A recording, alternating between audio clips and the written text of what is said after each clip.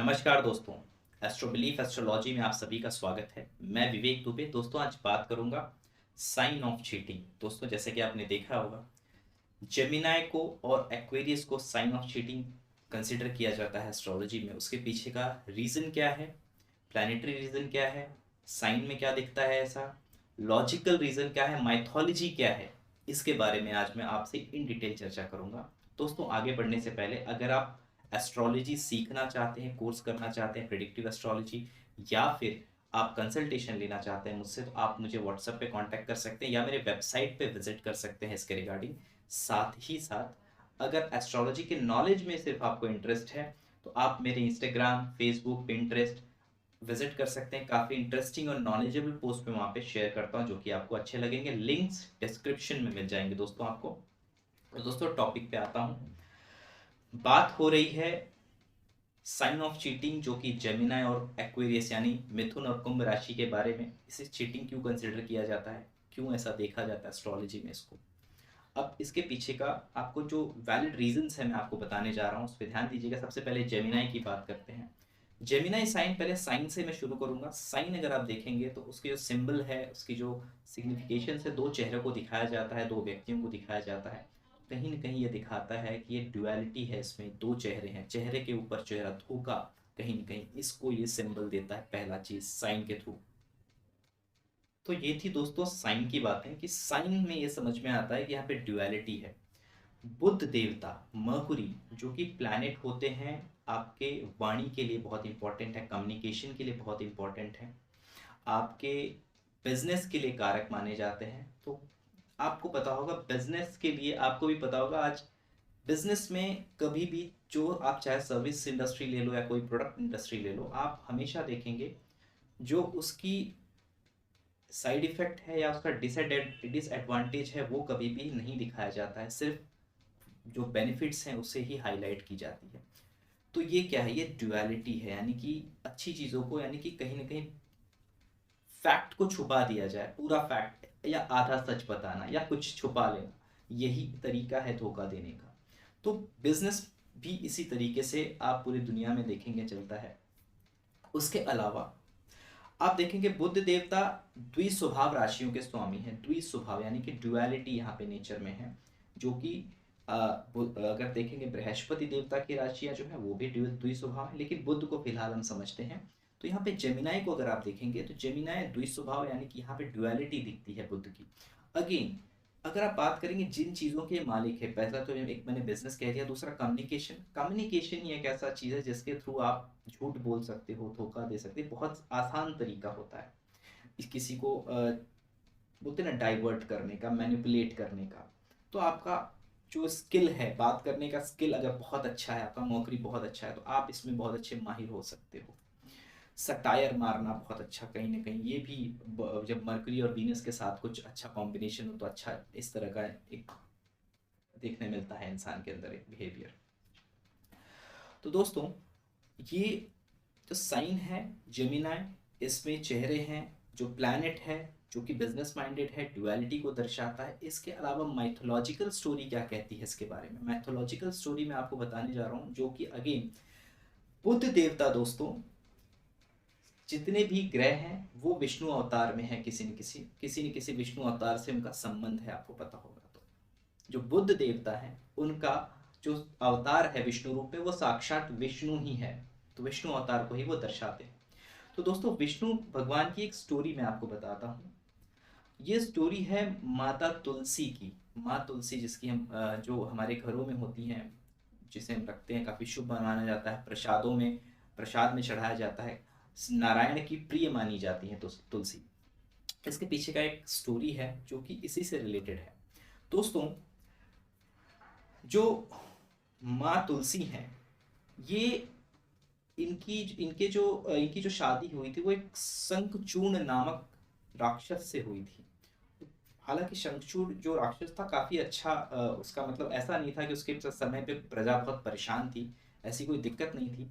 शंखचूड़ जो ये राक्षस था, इसे वरदान था कि इसे कोई भी देव या देवी इसे हरा नहीं सकते, पराजित नहीं कर सकता कभी भी इसे। और क्यों नहीं कर सकते, क्योंकि जब तक क्योंकि इनकी जो शंखचूड़ की जो वाइफ थी वो माता तुलसी थी। तो जब तक इनके पत्नी का सती धर्म, यानी कि माँ तुलसी का सती धर्म है, और एक कवच था शंखचूर्ण के पास, वो कवच जब तक कोई भेद नहीं पाएगा तब तक उन्हें कोई हरा नहीं सकता। तो अब क्योंकि ब्रह्मा जी ने ये ऑलरेडी उन्हें आशीर्वाद दिया था, कहीं ना कहीं उनके पास कवच भी था, उनके पास माँ तुलसी भी थी, और माँ तुलसी सती धर्म का बहुत ही निष्ठा से पालन करती थी। तो उनका सती धर्म के कारण उनके पति को कोई हाथ नहीं लगा सकता था, कोई उनके पति को हरा नहीं सकता था। ये भी एक बहुत बड़ी रीजन थी उसके पीछे। तो जब बात आई कि जब शंखचूड़ ने धीरे धीरे सारे देवताओं के लोगों पे जब धीरे धीरे वो कब्जा करने लगे, सारे देवताओं को उन्होंने हरा दिया, तो क्या हुआ कि लोग देवता परेशान हो गए, और वो कहते हैं कि सब विष्णु जी के पास जाते हैं। तो विष्णु जी सॉल्यूशन हमेशा देते थे। तो सॉल्यूशन यही था कि अब विष्णु जी से कहा गया कि इसका सॉल्यूशन आप निकालो, क्योंकि जानते थे कि जो तुलसी माता है वो सती है, और वो विष्णु जी की ही कहीं ना कहीं भक्त थी। उसके बाद शंखचूड़ जो थे उनके पास कवच भी था, कहीं ना कहीं श्री कृष्ण कवच था उनके पास। तो वो क्या, तो विष्णु जी ने क्या किया, सबसे पहले एक वेश लिया, एक भिक्षुक का वेश लेके वो शंखचूड़ नामक राजा के पास गए, जो कि राक्षस है, जो मैंने आपको बताया। उनसे वो भिक्षा में पहले वचन लेते हैं कि जो मैं मांगूंगा आप उसके साथ डिनाई नहीं करोगे, आप पहले मुझे प्रॉमिस करो। ये प्रॉमिस होने के बाद वो उनसे पहले उनका कवच मांग लेते हैं, जो श्री कृष्ण कवच उनकी रक्षा करता था, शंखचूड़ का, तो वो ले लेते हैं। उसके बाद इतने से भी कुछ हो नहीं सकता था, क्योंकि उनकी पत्नी का, माता तुलसी का सती धर्म था। जब तक उनका सती धर्म था तब तक शंखचूड़ को हराना नामुमकिन था। तो इस वजह से अब सबसे बड़ी समस्या थी विष्णु जी के सामने, क्योंकि विष्णु भक्त थी, वो कहीं ना कहीं माँ तुलसी जो थी वो विष्णु की ही, नारायण की ही भक्ति। अब ये ऐसा था कि अब वो कैसे इस चीज को करें, कैसे उनके सती धर्म को भंग करें, क्योंकि सती धर्म जब तक भंग नहीं होगा तब तक शंखचूड़ पे विजय नहीं पा सकता कोई। तो इस वजह से उन्होंने क्या किया कि शंखचूड़ का भेष धारण किया उनके पति का, और वो तुलसी के पास गए, और तुलसी का उनके साथ मतलब काफी समय बिताया, और उन्होंने सती धर्म, जो सती धर्म था, जो सती पतिव्रता पत्नी थी माँ तुलसी, उनका सती धर्म भंग कर दिया, ताकि शंखचूड़ नामक जो राक्षस थे, उनके जो पति थे, उन्हें हराया जा सके। तब जाके उन्हें हराया गया। माता शिवजी और भद्रकाली से उनका युद्ध हुआ था, और वो मारे गए उसमें। तो इस वजह से उनका शक्ति भंग नष्ट होने की वजह से उनके पति की मृत्यु होती है। इस वजह से जो माँ तुलसी थी वो बहुत ही क्रोधित हो जाती हैं। वो कहती हैं वो कि तुम कौन हो, मुझे बताओ। मतलब उनको काफी समय बिताने के बाद उनको एक बोलते ना कि एक एहसास होता है कि ये मेरे पति नहीं है कहीं नहीं। तो वो जब ऐसा कहते हैं कि आप कौन हो, और बहुत ही बोलते ना कि कठोर वचन कहने शुरू कर देती है, तो जो विष्णु जी थे, जो शंखचूड़ के रूप में उनके साथ थे, वो असली रूप में अपने नारायण स्वरूप में आ जाते हैं। जब वो नारायण स्वरूप में आते हैं तो फिर बहुत ही कष्ट होता है माँ तुलसी, क्योंकि मैंने जीवन भर जिसकी पूजा की उसी ने मुझे छल दिया, उसी ने मुझे छल दिया कहीं ना कहीं। और वो भगवान विष्णु को श्राप देती हैं कि तुम जिस तरह से तुम इतने कठोर हो, मैं तुमने तुम्हारी इतनी भक्ति की, इतना तुम्हारे आराधना किया, तुमको मेरे को चे लेके कोई ऐसी दया नहीं आई कि मेरे पति को ही मारने के लिए तुमने मेरा सती धर्म तोड़ दिया, जिसके लिए मैं जो मेरी तो पवित्रता थी टुवर्ड माय हस्बैंड शंखचूड़, वो आपने कहीं ना कहीं से नष्ट कर दिया। इस वजह से वो भगवान विष्णु को श्राप देती हैं कि आप भी पाषाण, यानी कि एक शिला के समान, एक पत्थर के समान आप हो जाओ, क्योंकि आपके अंदर फीलिंग्स नहीं है। तो यहाँ पे अगर आप मरकुरी को देखेंगे, मरकुरी भी इसी चीज को दर्शाता है दोस्तों। आप देखेंगे यहाँ पे भगवान विष्णु ने उनको छला था, और किसको छला था, अपने को छला था। तो जो जेमिनाई में जब भी आपके साथ चीटिंग होगी, जेमिनाई साइन की वजह से आपके चार्ट में अगर चीटिंग हो रही है, और जेमिनाई साइन में कोई प्लैनेट बैठा है, उससे रिगार्डिंग कोई चीटिंग हो रही है, तो याद रखिए वो चीटिंग करने वाला आपका अपना हो सकता है, बहुत करीबी हो सकता है। आप अब ऐसा हो जाएगा, आप पकड़ तो लोगे उस जेमिनाई वालों की, अब आप सोचो कि इसका क्या करूं, मैं इसको क्या सजा दूं। जेमिनाई में जब भी चीटिंग होगी, आपके इमोशंस का, आपकी भक्ति का, आपके ही बोलते ना कि लिबर्टी का फायदा उठाया जाएगा जेमिनाई में, याद रखिएगा।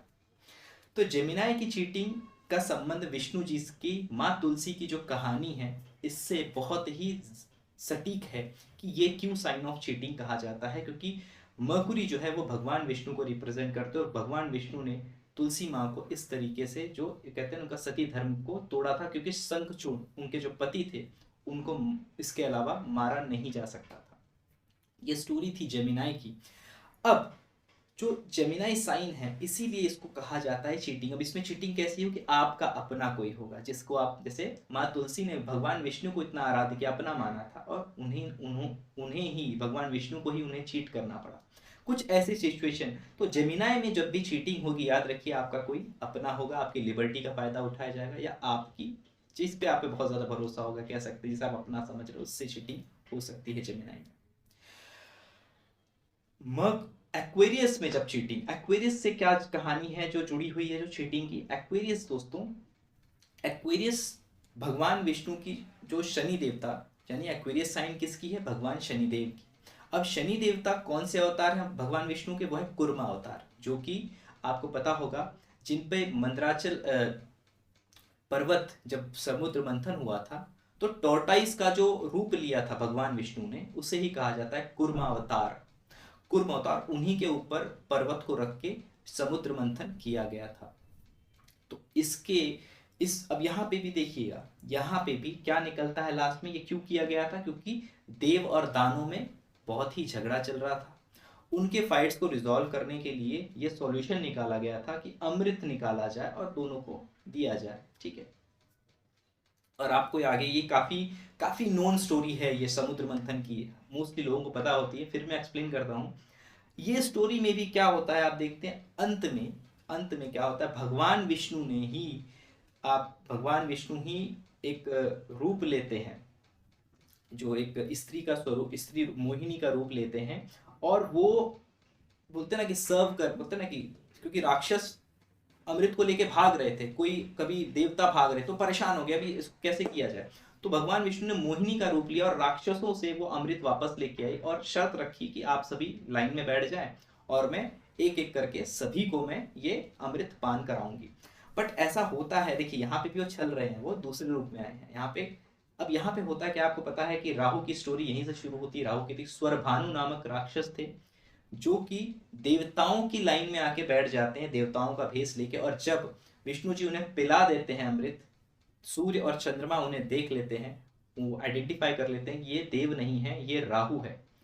और उसी वक्त जो मोहिनी रूप धारण किया था श्री नारायण ने, वो अपने असली रूप में आते हैं और उनकी गर्दन काट देते हैं और राहु केतु का निर्माण हो जाता है। तो यहाँ पे भी आप देखेंगे श्रीहरि को छलना पड़ा, श्रीहरि को अगेन दूसरा रूप लेना पड़ा। कहीं न कहीं ये सारी स्टोरीज आप देखेंगे और यहीं से राहु केतु का जन्म भी होता है। इसीलिए दोस्तों कुछ लोगों का ऐसा मानना है, क्योंकि शास्त्र में कहीं ऐसा लिखा नहीं है कि राहु कहाँ पे एग्जॉल्टेड होता है, या देखिए, लेकिन लोग कहते हैं, किसी का मानना है जेमिनाई में होता है, किसी का मानना है वर्गो में होता है।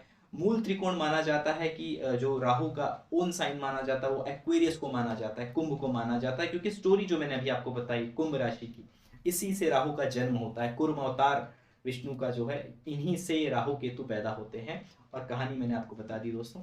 अब याद रखिए, जो एक्वेरियस की चीटिंग होगी ना, वो स्ट्रेट फॉरवर्ड चीटिंग होगी, मतलब वो बंदे का इंटेंशन पहले से चीट करना ही होगा, वो कोई आपका अपना नहीं होगा। वो भी नया नया लाइफ में लाइफ में बोलते हैं ना, कोई आपके लाइफ में आता है, नया एंट्री करता है और आपके साथ कोई फाइनेंशियल चीटिंग करके चला जाता है, या आपके ऑफिस में आके आपकी ऑफिशियल चीज़ों को, बोलते हैं ना, आपके क्लाइंट्स को इधर उधर कर दिया, उसने क्लाइंट्स लेके चला गया। बहुत सारी चीज़ें सुनने में आती हैं, जैसे कि मैं अक्सर कंसल्टेशन देता हूँ, तो ये क्यों आती है, एक एक्वेरियस की चीटिंग है, स्ट्रेट फॉरवर्ड चीटिंग। पर्सन का इंटेंशन ही है कि मुझे मौका मिले मैं चीट कर दूं। तो अक्सर होता है कि जेमिनाई साइन को अगर राहु देख ले तो वहां पे चीटिंग होना, या राहु बैठा हो तो वहां पे चीटिंग होना बहुत ज्यादा संभावित है, मतलब ऑलमोस्ट चांसेस है। उसी तरीके से अगर एक्वेरियस में राहु बैठा हो, यानी कि कुंभ राशि में राहु बैठा हो या कुंभ राशि को देख रहा हो, हालांकि ये राहु की अपनी साइन भी मानी जाती है यहाँ पे, क्योंकि ये नेचुरली 11th हाउस है, 11th हाउस राहु डिजायर्स बहुत मैच करते हैं, तो बेसिकली यहाँ पे भी चीटिंग होने की संभावना होती है। लेकिन दोनों की चीटिंग का मैंने जैसे आपको फर्क बताया, जेमिनाई में आपका अपना, राहु में अचानक कोई आएगा और उसका इंटेंशन क्लियर है कि आपको चीट करके चला जाना है। तो ये जो चीजें हैं, एक्वेरियस की चीटिंग।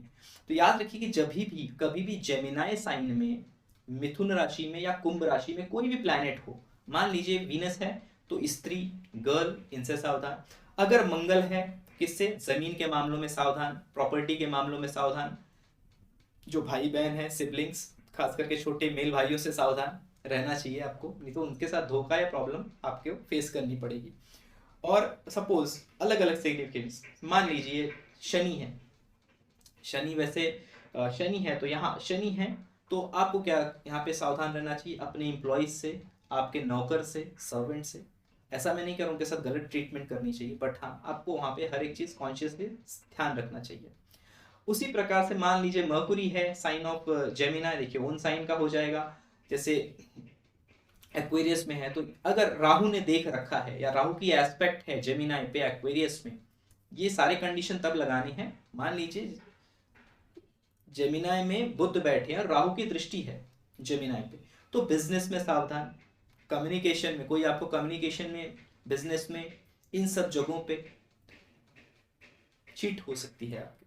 तो जो भी प्लैनेट है उसके सिग्निफिकेंस को आपको लेना है। जुपिटर है तो उच्च के अधिकारियों से, आपके मेंटर से, आपके सलाहकार से, उनसे उनसे आपको धोखा हो सकता है, कभी वो आपको चीट कर सकते हैं किसी न किसी मामले में। यानी फॉर एग्जांपल जुपिटर जेमिनाई में बैठा है, राहु ने एस्पेक्ट कर रखी है जुपिटर को, तो इस केस में ऐसा हो सकता है कि कोई ऐसा आदमी जिसके रॉन्ग गाइडेंस की वजह से आपको धोखा मिले या फिर वो आपको रॉन्ग गाइड करे लाइफ में।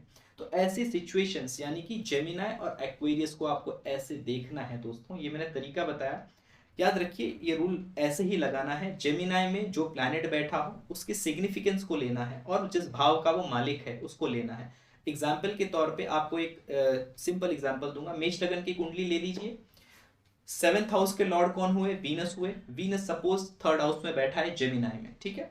और यहाँ पे सपोज राहु, एग्जाम्पल कर लेते हैं, राहु अगर 7th हाउस में बैठा है तो राहु की एस्पेक्ट जो है वो 3rd हाउस पे पड़ेगी, जो है 9th एस्पेक्ट पड़ेगी। तो ये क्या हो गया? ये दिखाता है कि कोई स्त्री से, कोई पड़ोसी से कुछ धोखा हो सकता है, या फिर कुछ बैड कैरेक्टर में जाने की वजह से, बैड कैरेक्टर की स्त्री की, किसी स्त्री के बैड कैरेक्टर की वजह से आप फंसोगे। ऐसी चीजों को ये दर्शाता है, याद रखिएगा। ये सिंपल एग्जांपल। उसी तरीके से दूसरा एग्जांपल कोई भी ले लीजिए, मार्स को ले लीजिए, मंगल को ले लीजिए। मंगल जेमिनाई में बैठे हुए हैं तो मंगल को, अगर मेष लगन की कुंडली कौन है? लगन है, और आपका जो है यहाँ पे अष्टम भाव, कोई छुपा हुआ दुश्मन, 8th house is hidden enemies, और इन लॉ फैमिली से धोखा हो सकता है। ऐसी चीजों को इस तरह से आप देख सकते हैं। और मंगल क्या है? नेचुरली भाई है, तो सिग्निफिकेंस को हमेशा लेना है। भाई, जमीन, इन सब चीजों से धोखा हो सकता है। तो ये मैंने आपको एग्जांपल दिया कैसे समझना है। दोस्तों आशा करता हूँ वीडियो आपको अच्छा लगा होगा। वीडियो अच्छा लगे तो वीडियो को लाइक कीजिएगा और चैनल को सब्सक्राइब कीजिएगा। मिलता हूँ नेक्स्ट वीडियो के साथ, तब तक के लिए आप सभी को नमस्कार।